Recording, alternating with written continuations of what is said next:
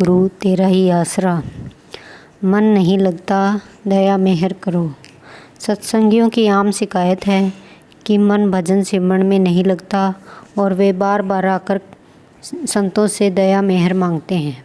सिमरन दया मेहर के खजाने की चाबी है। जितना प्रेम से सिमरन करोगे उतनी ही दया मेहर सतगुरु बख्शता है। जब एक नेक इंसान किसी की मजदूरी नहीं रखता तो क्या मालिक ही ऐसा बेइंसाफ है जो किसी की मजदूरी रखे। किसी प्रेमी की उन्नति उसके अभ्यास पर निर्भर करती है। अध्यापक का काम विद्यार्थियों को पढ़ाना है, विद्यार्थियों का काम पढ़ाए हुए पाठ को याद करना है। उसकी पढ़ाई की उन्नति उसके पाठ के याद करने पर है।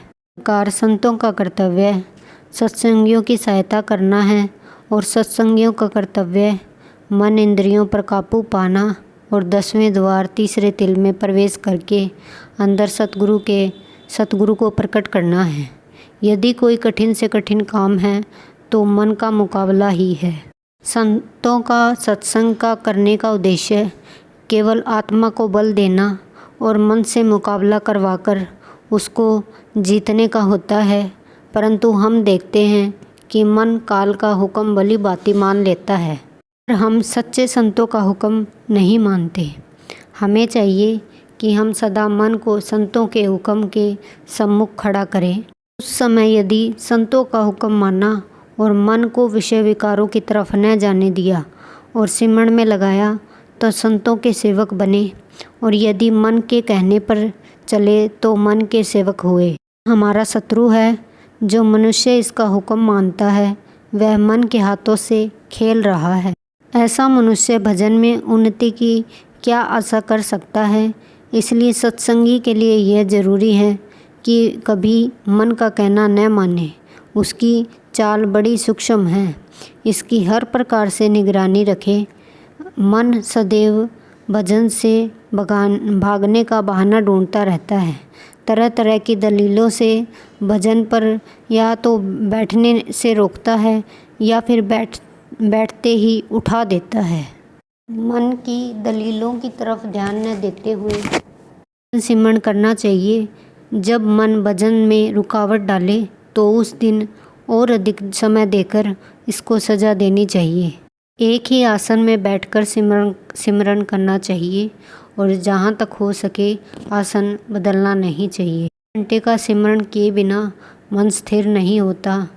पहले आधे घंटे से शुरू करके 2.5 घंटे तक बैठने का अभ्यास करें। धीरे धीरे लगातार प्रयास करने से मन पर विजय प्राप्त हो जाती है। जैसे दूध की मलाई तभी तैयार होती है जब वह हल्की गर्म आग पर चढ़ाया जाए और दूध को हिलाया न जाए। हिलते रहने से मलाई नहीं बनती। इसी प्रकार एक ही आसन पर बैठे रहने का प्रयास करने से और धीरे धीरे समय की वृद्धि के साथ एकाग्रता बढ़नी शुरू हो जाती है और ध्यान अंदर जाने लगता है। ध्यान अंदर जाने से आनंद मिलने लगता है। अगर मन ठीक तीसरे तिल में एकाग्र हो जाए तो इसको ऐसा आनंद मिलता है जिसका नमूना बाहर इस संसार में नहीं मिल सकता। फिर मन स्वयं भजन के लिए मजबूर करने लगता है और रोज़ रोज़ मन लगने लगता है और स्वयं समय होते ही झट भजन के लिए बैठने के लिए तैयार हो जाता है। शरीर में दर्द और कंपन। शुरू में जब आत्मा शरीर को छोड़ने लगती है तो दर्द होता है। कभी कभी शरीर के कई भागों में कंपन भी शुरू हो जाती है। कभी कभी ऐसा भी अनुभव होने लगता है कि जैसे मौत हो रही है। कुछ दिनों के अभ्यास के बाद दर्द और स्वयं ही दूर हो जाता है। इस दर्द से घबराना नहीं चाहिए। दर्द खत्म होते ही अपने आप मन इस दर्द पर विजय प्राप्त कर लेता है।